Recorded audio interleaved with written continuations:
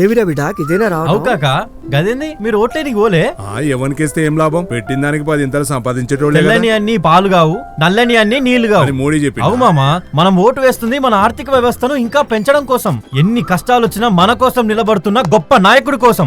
ఒకప్పుడు టెర్రరిస్టుల విధ్వంసాలతో, నక్సలైట్ల దాడులతో దద్దరిల్లిన నా నేల ఈ రోజు ఎక్కడా ఉగ్రవాదుల దాడులు లేకుండా, మతం పేరుతో మారణ హోమాలు లేకుండా ప్రశాంతంగా ఉందంటే కారణం మోదీ కాదంటామా? మోదీ గారి అడుగులో అడుగు వేస్తూ నేనుంటాను. మరి మీరు కమలం గుర్తుకి ఓటేద్దాం, బీజేపీని గెలిపిద్దాం. మోడీ మన అందరి నేస్తం, బీజేపీనే గెలిపించేద్దాం.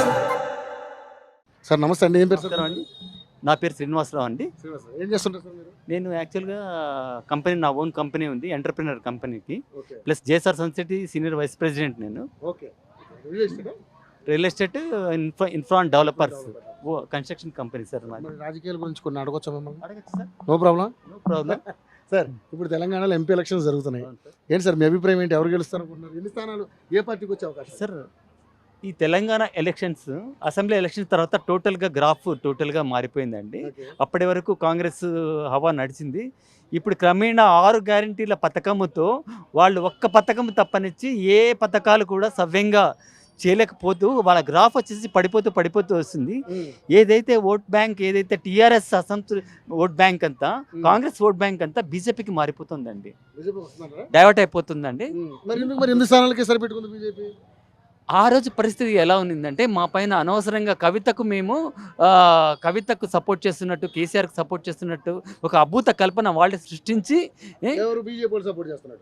బీజేపీ వాళ్ళు టీఆర్ఎస్ ఒకటే, కేసీఆర్ ఒకటే అని సపోర్ట్ చేస్తూ అద్భుత కల్పన సృష్టించి కవితను అరెస్ట్ చేయలేదనే ఒక దురభిప్రాయాన్ని ప్రజలు బాగా నాటేశారండి. ఆ విషయాన్ని మా బీజేపీ వచ్చేసి పూర్తిగా మేము కన్విన్స్ చేసుకోలేకపోయాము.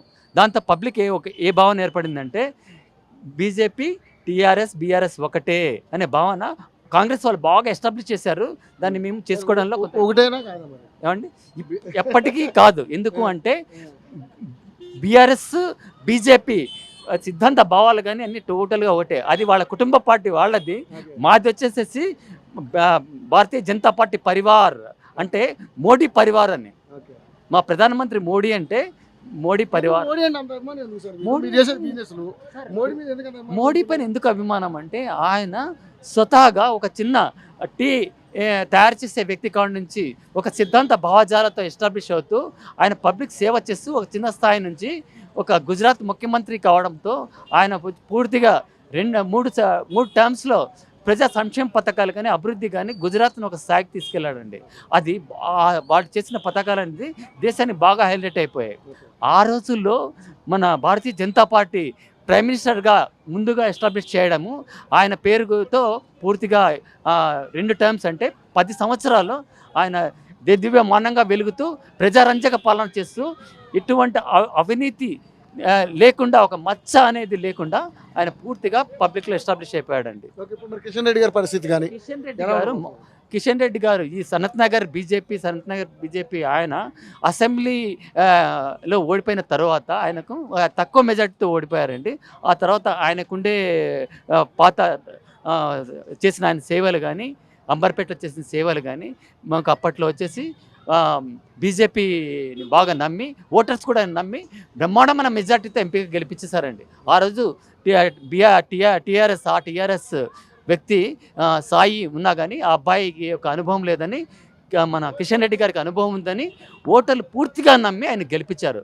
ఆ ఓటర్ల నమ్మకాన్ని ఎక్కడా వమ్ము చేయకుండా ఆయన సనత్ నగర్ అనేదే కాకుండా సికింద్రాబాద్ పార్లమెంట్ డెవలప్ చేస్తూ, అన్నిటికంటే ముఖ్యంగా దేశానికి నార్త్ ఈస్టర్న్ స్టేట్ అయితేనేమి, కోవిడ్ టైంలో ఆయన చేసిన పిఎం కేర్ అనే దానికి ఇన్ఛార్జ్గా ఉండి దేశానికి మొత్తం సర్వీస్ చేశాడండి ఆయన. అందుకే కిషన్ రెడ్డి గారికి చాలా మంచి పేరు వచ్చింది. ఆయన